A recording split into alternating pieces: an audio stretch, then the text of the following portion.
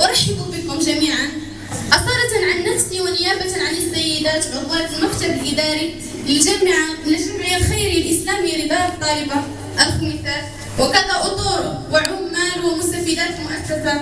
أشكركم جزيل الشكر على تلبية الدعوة لحضور هذا الحفل الذي نقيمه احتفالا بالذكرى 56 لتأسيس التعاون الوطني بالتنسيق مع جمعية المنتدى النسائي للتنمية والتضامن، وجمعية الحياة للتنمية والخدمات الاجتماعية، وجمعية مبادرات خطوة. هذه المؤسسة التي تعمل منذ تأسيسها يوم 27 أبريل 1957 على تحسين الوضع الاجتماعي للإنسان. وخير دليل على هذا المؤسسات التابعة لمندوبية التعاون بالخميسات كمؤسسات الرعاية الاجتماعية مثل دار الطالبة ودار الأطفال، اللتان تستقطبان عدد هائل من تلاميذ العالم القروي الذين تبعد المؤسسات التعليمية عن مساكنهم وتعمل جاهدة على مساعدتهم على الاستقرار النفسي والاجتماعي حتى يتسنى لهم الاستمرار في متابعة دراستهم في مسارهم التعليمي في ظروف ملائمة تحافظ على كرامتهم، وبالتالي الحظ من الهدر المدرسي.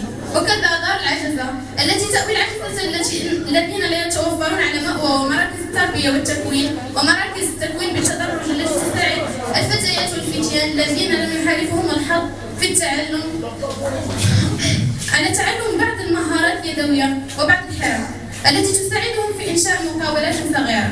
ودار المواطن التي توفر خدمات متنوعة لفئات متنوعة من المجتمع كمحاربة الأمية ودروس في المعلوميات والطبخ والصالة والخياطة والسيراميك والرسم على الزجاج بتنسيق مع جمعية المجتمع المدني. وكما قلت كلها مراكز تسعى لتحسين الوضع الاجتماعي للإنسان.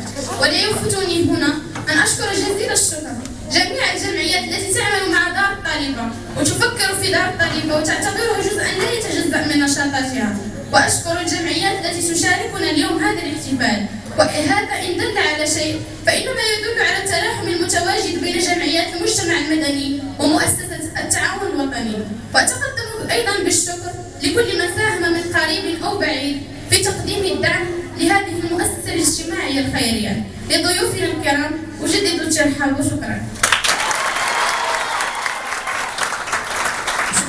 كذلك كانت كلمة معبرة، ونحن لا تحلو سهرتنا أبدا إذا لم نستمع إلى كلمة أم الحنون ورئيسة المنتدى النسائي للتنمية والتضامن والتصفيقات حول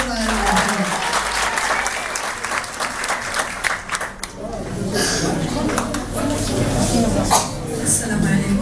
بسم الله الرحمن الرحيم، والصلاة على أشرف المرسلين. أحييكم تحية حارة وأعبر لكم عن سعادة رفقة أطري ورواد المنتدى النسائي للتنمية والتضامن وجمعية مبادرة خطوة وجمعية الحياة للتنمية والخدمات الاجتماعية بالمشاركة في هذه الأمسية المباركة التي تخلد الذكرى 56 لتأسيس مؤسسة التعاون الوطني من طرف المغفور له محمد الخامس طيب الله ثراه، والتي تتزامن مع يوم اليتيم، منوهة بالمناسبة بالطاقم الإداري لدار الطالبة وعلى رأسهم السيدة المديرة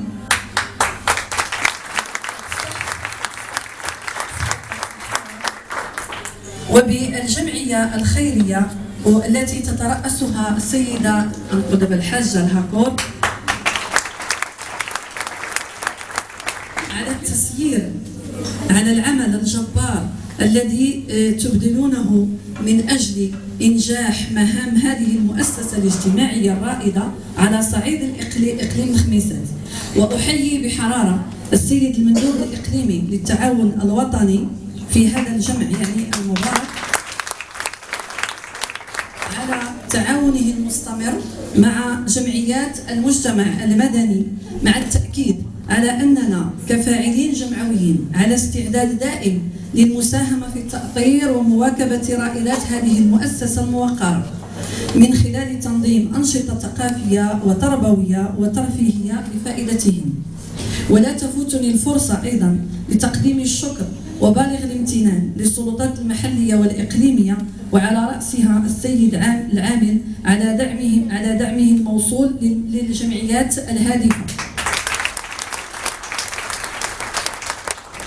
وكنتمنى ان شاء الله هذه الامسيه تروق بكم، وحنا فرحانين يعني اننا طيله بحال حنا قطفنا ذاك الثمار ديال طيله السنه، ان عده جمعيات يعني كانوا هنايا في هذه المؤسسه، وحنا يعني فخورين بتواجدنا هنا معكم هذا النهار، لاننا باش نلقاو 3 ديال الجمعيات متفقين، ولي الشرف انهم كلفوني انا ندير الكلمه، وهذا يعني مبادره طيبه، انك تلقى في بعض الاماكن كل شيء باغي يهضر، كل شيء باغي يدير. هذا مستوى رائع للاخوان، كنحييهم على هذا يعني الثقه، وشكرا للجميع.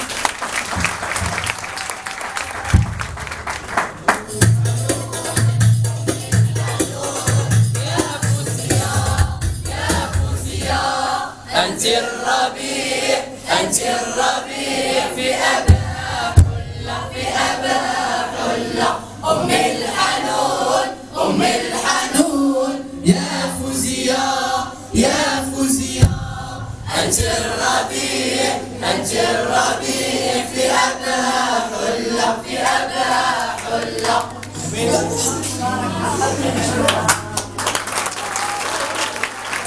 جزيلا لكم، وسوف ننتقل بكم إلى عالم آخر، عالم الفكاهة وعالم المرح.